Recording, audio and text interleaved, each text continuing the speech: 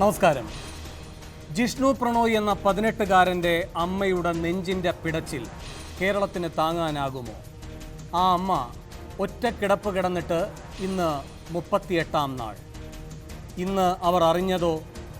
ഇപ്പോൾ പ്രേക്ഷകർ ദൃശ്യങ്ങളിൽ കാണുന്ന ഈ വെളുത്ത സുമുഖൻ്റെ കറുത്ത മുഖം, കിരാതമായ ചെയ്തികൾ.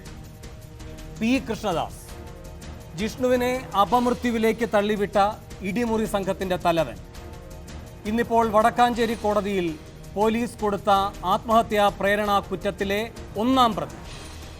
പ്രതികളാക്കപ്പെട്ടതോടെ ഇടിമുറി സംഘം ഒന്നടങ്കം മുങ്ങിയിരിക്കുകയാണ്. ഒരമ്മയുടെ പൊന്നോമനയെ വേട്ടയാടിക്കൊന്ന ഈ സംഘത്തിലെ ഒരുവനും ഈ നാടിൻ്റെ ഒരു കോണിലും പതുങ്ങിയിരിക്കാൻ പാടില്ല. മുൻകൂർ ജാമ്യത്തിന് ശ്രമിച്ച് അഴിയെണ്ണുന്നതിൽ നിന്ന് രക്ഷപ്പെട്ടുകൂടാ. എവിടെ കൃഷ്ണദാസ് എന്ന തിരച്ചിൽ ഈ നിമിഷം മുതൽ ഓരോ മലയാളിയും ഏറ്റെടുക്കണം. നമ്മുടെ നോട്ടപ്പിശകിൻ്റെയോ അലംഭാവത്തിൻ്റെയോ ആനുകൂല്യം അനുഭവിക്കുക, ഒരുപാട് സ്വപ്നങ്ങളുമായി ഈ ലോകത്ത് ജീവിക്കാൻ ആഗ്രഹിച്ച ഒരു കുട്ടിയുടെ ജീവൻ ബലിയായി വാങ്ങിയവന്മാരാണ്. അതുണ്ടായിക്കൂടാ. ഈ സംഭവത്തിൽ ഒരു കൂട്ടുപ്രതി കൂടിയുണ്ട്. വൈകി മാത്രം നീതിബോധമുണർന്ന സംസ്ഥാന സർക്കാർ. ലോ അക്കാദമി സമരത്തിൻ്റെ ചൂടറിഞ്ഞപ്പോഴാണ് വേട്ടക്കാരനൊപ്പമുള്ള ഓട്ടം നിർത്തി ഇരയുടെ ഭാഗത്തേക്ക് സർക്കാർ ഇപ്പോൾ പക്ഷം മാറിയിരിക്കുന്നത്. ജിഷ്ണുവിൻ്റെ ജീവൻ്റെ വില തിരിച്ചറിയുന്നത്, ആ അമ്മയുടെ നിലവിളി കേൾക്കുന്നത്.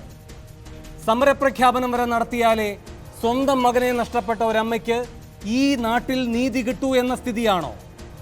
കത്തയച്ചാൽ ചവറ്റുകുട്ടയിൽ എന്നതാണോ പിണറായി സർക്കാരിൻ്റെ പ്രതികരണ നയം?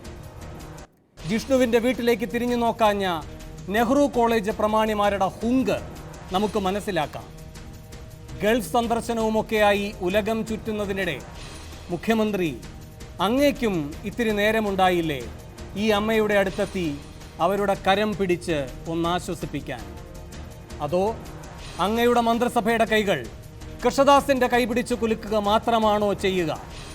കേരളം കണ്ടതാണല്ലോ സ്വാശ്രയ കരാർ എന്ന പേരിൽ നടന്ന ലേലം വിളിയിൽ വിജയിച്ച കൃഷ്ണദാസുമായി ഈ സർക്കാർ കൈകുലുക്കി ഒപ്പുവെക്കുന്നത്. പ്രതിയെയും കൂട്ടുപ്രതിയെയും വിചാരണ ചെയ്യുകയാണ് സൂപ്പർ പ്രൈം ടൈം ഇന്ന്.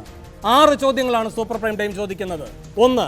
ജിഷ്ണുവിൻ്റെ അമ്മയും സഹപാഠികളും 1 മാസമായി പറയുന്ന കുറ്റവാളികളെ ഇന്ന് മാത്രമാണോ പോലീസിന് കണ്ടെത്താനായത്? 2. ജിഷ്ണുവിൻ്റെ അച്ഛൻ കോളേജ് മുറ്റത്ത് സമരം തുടങ്ങും എന്ന് പ്രഖ്യാപിച്ചതുകൊണ്ടാണോ സർക്കാർ നടപടിയെടുക്കാൻ നിർബന്ധിതമായത്? 3. പോലീസ് നീക്കം കൃഷ്ണദാസും സംഘവും നേരത്തെ അറിഞ്ഞതുകൊണ്ടാണോ അവർ ഒളിവിൽ പോയത്? 4. ഒളിവിൽ പോകാനും അതുവഴി മുൻകൂർ ജാമ്യം നേടാനും സർക്കാർ തന്നെ കൂട്ടുനിൽക്കുകയാണോ? 5.